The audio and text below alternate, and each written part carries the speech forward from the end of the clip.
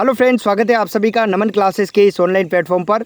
आज के इस पूरे सेशन में विद्या संबल योजना के बारे में जितनी भी जानकारियां हैं उनको हम समझने का प्रयास करेंगे। क्या ये योजना क्या है, कौन इसमें भाग ले सकता है, इसमें किस विद्यार्थी को कितना मानदेय मिलेगा और ये नियमित भर्ती है या टेम्परेरी भर्ती है, सब कुछ इस वीडियो में हम लोग बात करने वाले हैं। कब इसके फॉर्म भरने हैं, क्या इसका क्राइटेरिया रहेगा, किस प्रकार से इसमें विद्यार्थी जो है कैंडिडेट को स्कूलों में पढ़ाने के लिए चयन किया जाएगा, पूरे प्रोसेस के आज पूरे इस वीडियो में हम लोग देखने वाले हैं। तो चैनल पर अगर नए हैं तो चैनल को सब्सक्राइब और लाइक करना बिल्कुल भी ना भूलें। और विद्यार्थियों, पिछले वीडियो पर आप सभी ने इतना प्रेम और स्नेह दिया, उसके लिए दिल से thank you very much, thank you. तो बच्चों, आइए वीडियो को शुरू करते हैं, अंत तक देखें। सभी प्रकार की आपके जो भी डाउट है सारी इस वीडियो में हम लोग क्लियर करने वाले हैं। विद्यार्थियों, सबसे पहले ये भर्ती जो है इसके अंतर्गत टेम्परेरी बेसिस पर आपको विद्यालय में रखा जाएगा।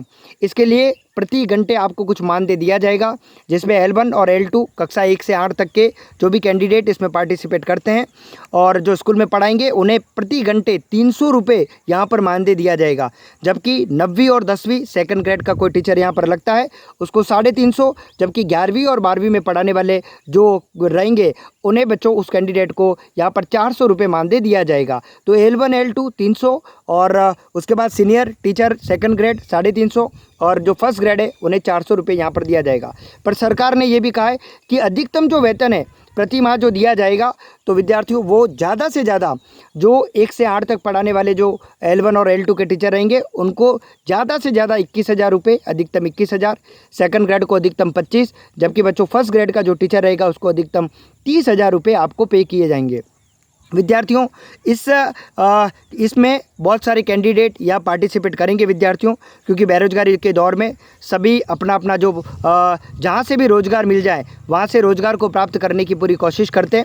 और एक बार के लिए आपको ये योजना वास्तव में संबल प्रदान भी करेगी, पर ये योजना एक टेम्परेरी है, इसको आप परमानेंट न समझे बच्चों, और अपनी तैयारी को साथ में जारी रखें, क्योंकि वैसे ये भर्ती सही नहीं है बच्चों। ये योजना कैंडिडेट बेरोजगारी के दौर में ये भर्ती में आप भले जुड़ सकते हैं, पर विद्यार्थियों मुझे ये भर्ती बिल्कुल भी सही नहीं लगती है कि सरकार को इस प्रकार से, ये जो समय है एक क्रूशियल समय होता है बच्चों।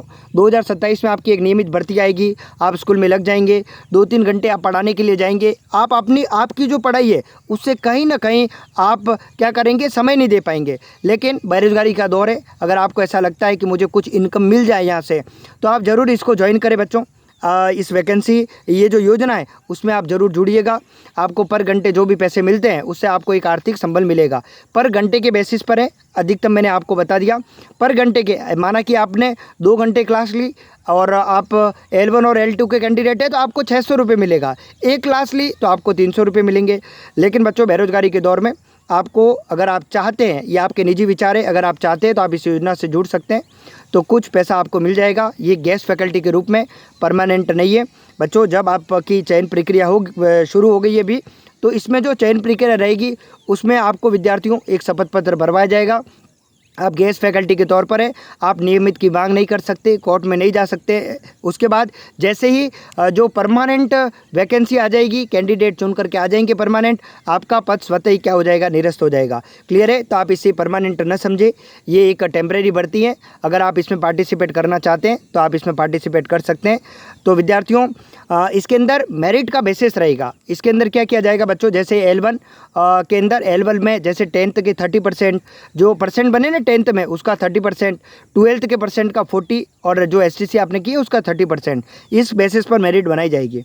फिर बच्चों जो L2 के हैं उनके लिए 10th का 20%, 12th का 20%, ग्रेजुएशन का 30% और आपकी जो BEd है उसका 30% के बेसिस पर मेरिट बनाई जाएगी।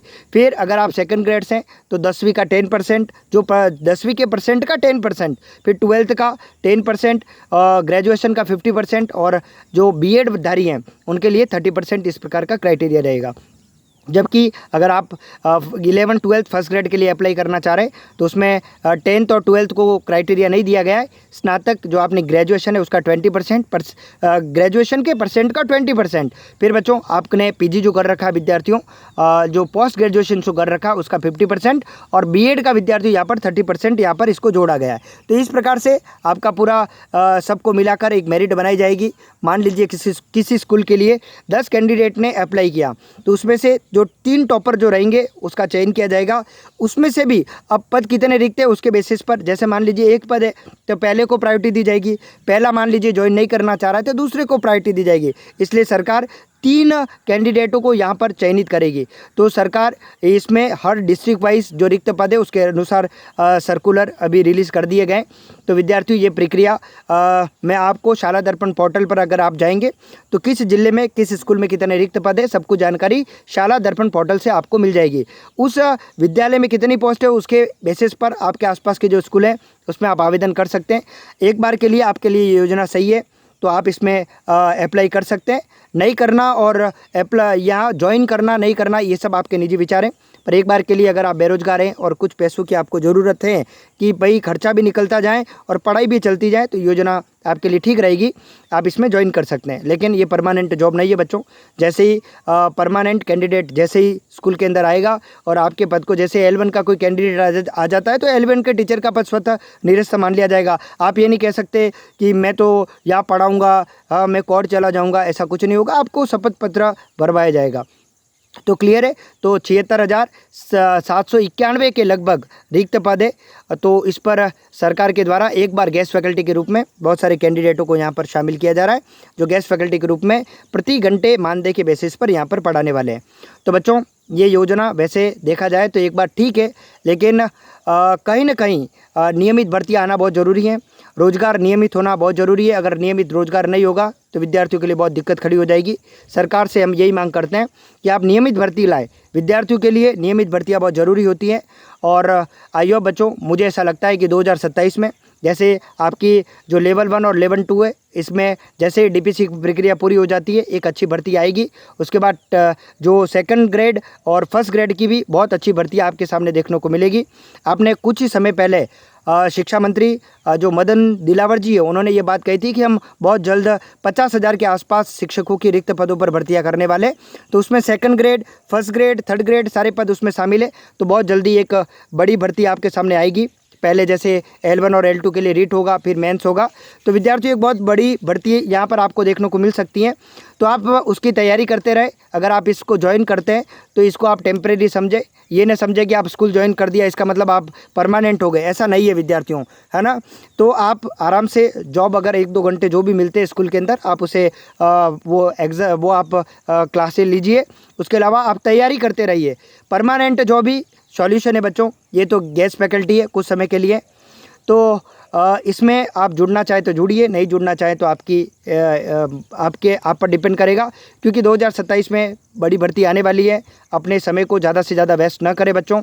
और अगर आप इसमें जुड़ते हैं तो आपका जो समय है उस अनुसार आप पढ़ाने के बाद आपके दिमाग में माइंड सेट रहना चाहिए कि मुझे गवर्नमेंट जॉब लेना है। आप बिल्कुल भी बेनिश्चिंत नहीं होना है। अगर आप चाह रहे हैं तो आप इसमें भले आवेदन कीजिएगा, ये आपके निजी विचार हैं, ज्वाइन करना नहीं करना है। पर आप जो रेगुलर जो आपकी स्थायी भर्ती आने वाली है उसी पर ज़्यादा फोकस रहें विद्यार्थियों। ये सी भर्तियाँ ठीक है सरकार लेकर के आ गई, पर ये कैंडिडेटों के सपनों को साकार नहीं कर सकती हैं। तो आप पढ़ते रहे बच्चों। और टेलीग्राम चैनल हमारा जो नमन क्लासेस का टेलीग्राम चैनल है मैं डिस्क्रिप्शन पर मैं लिंक दे दूँगा, आप मेरे साथ जुड़ सकते हैं वहाँ पर बच्चों। और जहाँ ये जितनी भी सूचनाएँ सभी सूचनाएं मैं आपको वहां पर शेयर कर दूंगा। अभी इसके फॉर्म 25 से 27 अगस्त 2026 में इसके फॉर्म फुलफिल किए जाएंगे। 29 तारीख को 3 कैंडिडेटों का मेरिट बेसिस पर चयन किया जाएगा। 31 तारीख तक इसमें कौन से कैंडिडेट रहेंगे, क्या रहेगा, वो भर्ती प्रक्रिया मेरे हिसाब से पूर्ण हो जाएगी।